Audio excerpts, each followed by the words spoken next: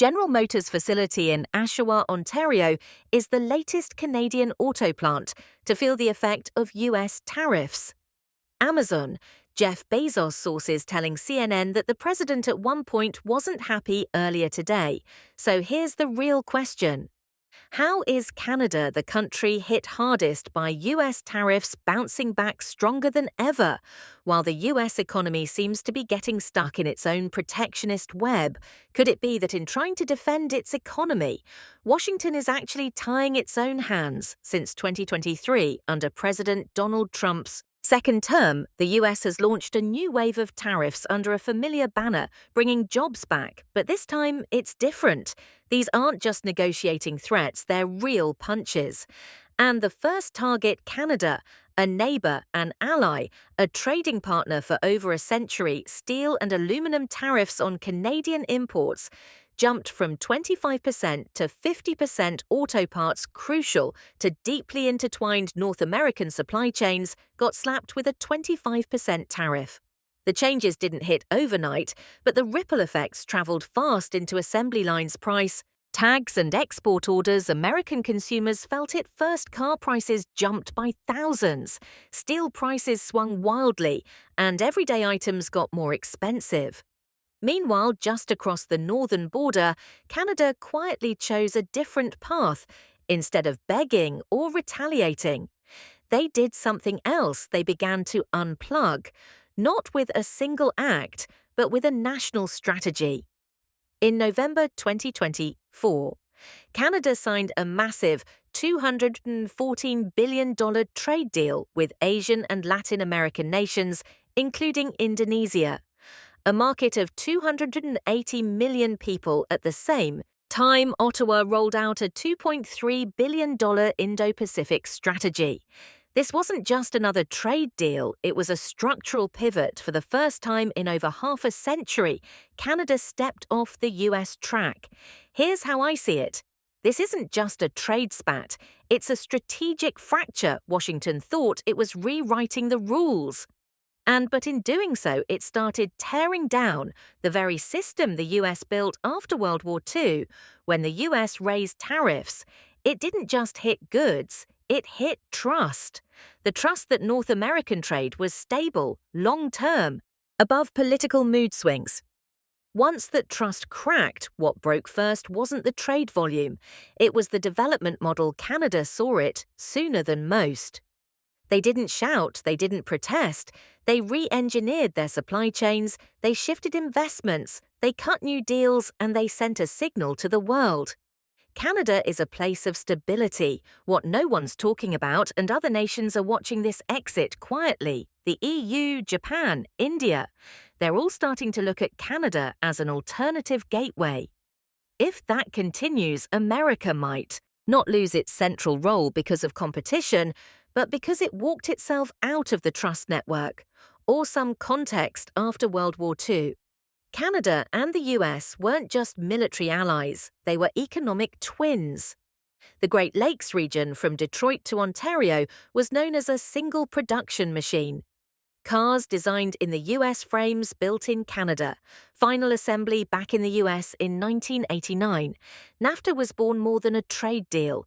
It was a symbol of trust that neighbors could build, long-term disruption-proof.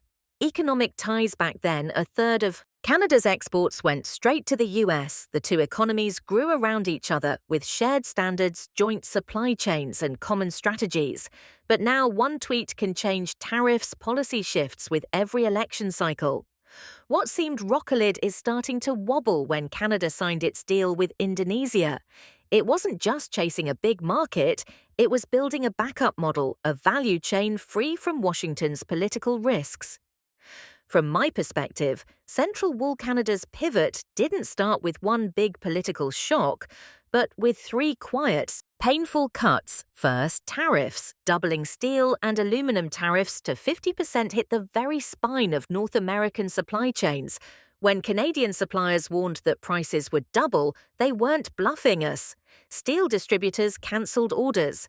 Midwest factories ran low on inputs. Assembly lines slowed. Second, autos. The heart of US-Canada integration broke down a 25% tariff on parts made it uneconomical to ship components from Ontario to Michigan.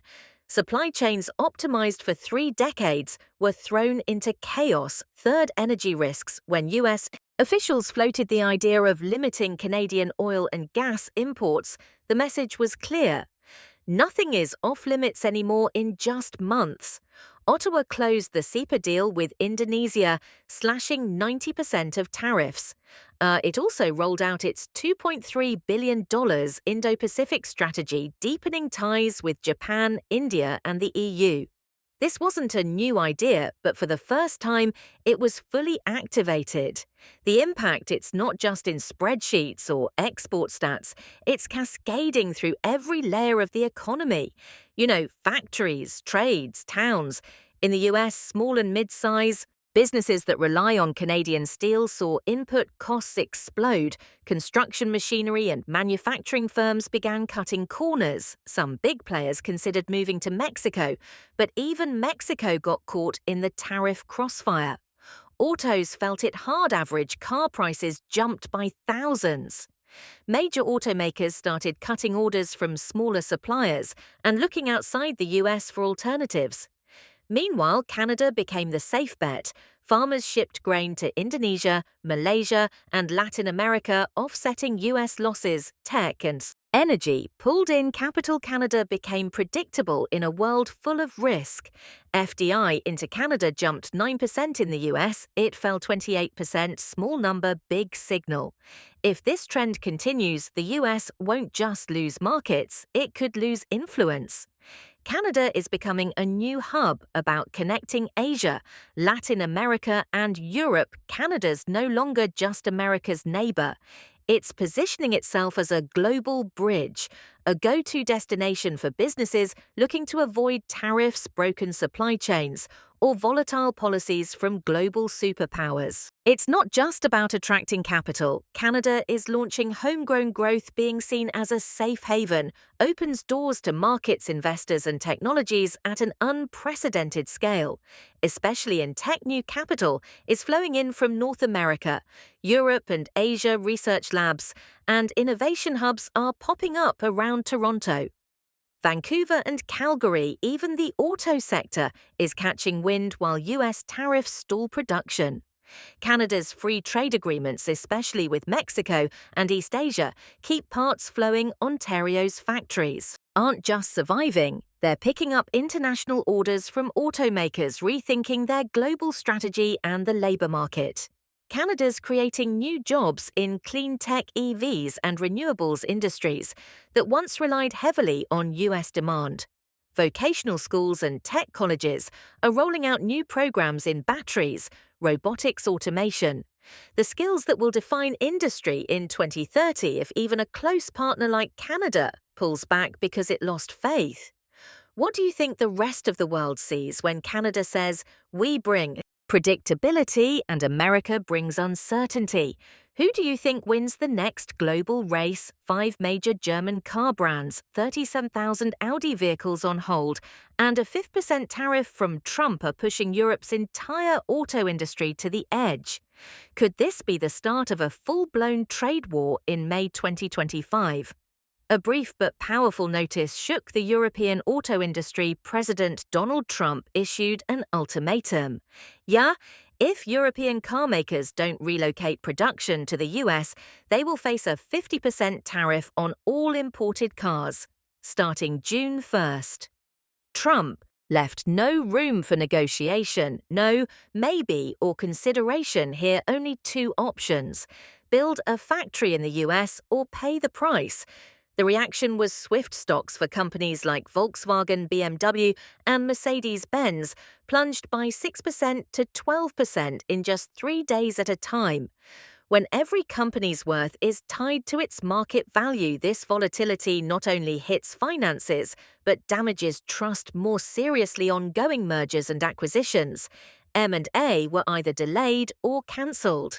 A US investment fund pulled out of a deal to acquire Audi's Latin American branch due to concerns over new legal and tariff risks in business instability and policies can kill negotiations in their final stages, but with risk always comes opportunity.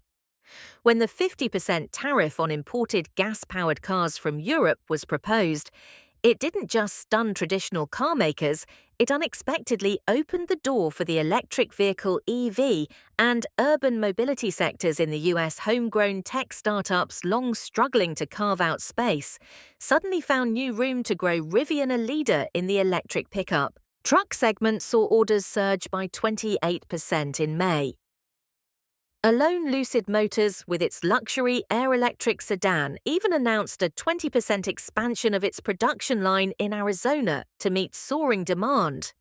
The electrification supply chain also picked up speed battery and electric motor manufacturing plants in Ohio and Michigan, received additional low-interest loan packages from the federal government to help fuel reindustrialization. The U.S. Department of Commerce calls this a golden opportunity to reduce reliance on imported parts and proactively eco-friendly urban mobility options like electric scooters, two-seater minis, or EV sharing services. Many cities are even speeding up their electric vehicle infrastructure projects, such as installing public charging stations in residential areas and providing designated parking spots for EVs, making the greening of urban areas a pressing and immediate reality, while physical manufacturing is under threat due to the tariff war.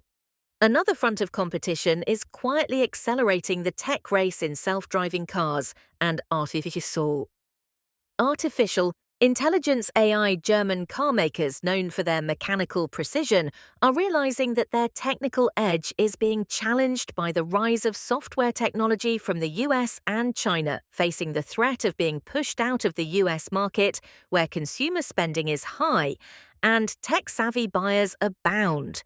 These companies are pivoting. BMW has expanded its partnership with NVIDIA to integrate the AID Drive Orin platform into future car models. This allows vehicles to automatically learn traffic behavior, analyze real-time environmental data, and make more accurate driving decisions, crucial for navigating the complex and crowded urban environments of the US. Mercedes-Benz is investing heavily in a new R&D center in North Carolina focused on algorithms for safe driving, collision prevention, object recognition, and route optimization. They've also begun recruiting AI engineers from top universities like MIT, Stanford, and Georgia Tech, highlighting the importance of restructuring their product strategy. Audi, which doesn't yet have a factory in the US, is reportedly negotiating with a tech partner in Austin to develop its own self-driving software ecosystem instead of relying on platforms from Bosch or Continental as they have in the past. German automakers' response has been a quiet strategy. No press conferences, no grand announcements, just a signature on the price list, pausing shipments to the US as early as April. Audi ordered a freeze on all exports to the US. Porsche hurriedly shipped nearly 5,000 cars ahead of the tariff deadline. BMW freeze shipments of sedans from Europe. Mercedes rushed a batch of SUVs to dealers in Alabama, Las Vegas, and New York. Before the new tax took effect, the result, a shock to consumers. Dealers in Houston reported a shortage of Audi Q5s as just 6 weeks after shipments stopped. The retail price of the Porsche Tan surged by $10,000 after the last batch arrived. BMW raised prices by 4% on its 2 Series assembled in Mexico. Consumers were directly affected, not just by the price hikes but by longer wait times for cars. Cars that had been ordered were delayed. Sellers were worried. Buyers were frustrated as German automakers are forced to leave the US market and cannot maintain production in Europe due to rising costs. The big question arises: where will they go next to access the North American market without facing harsh tariffs? The answer to the tax avoidance puzzle while still accessing the North American market is becoming clearer. Canada. The reason isn't just that Canada isn't hit with import tariffs like Europe, but also its strategic geographic location, developed industrial infrastructure, and trade agreement network, the most notable. Agreement is USMCA, the free trade agreement between the US, Mexico, and Canada, which allows cars made in Canada to be exported to the US without tariffs. If they meet regional content requirements, this makes Canada a neutral stronghold, as US-Europe trade tensions escalate with modern logistics systems, a highly skilled workforce, and a stable policy environment.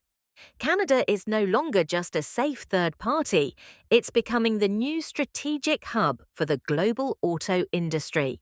UD and Porsche are exploring infrastructure in Ontario, the industrial heart of Canada, which already has part suppliers' logistics systems and proximity to trade routes into the US. BMW has submitted an official proposal to both the federal and provincial governments to discuss investment incentives. Particularly for high-end electric vehicles, Quebec and Alberta have rolled out new incentive packages, including property tax exemptions.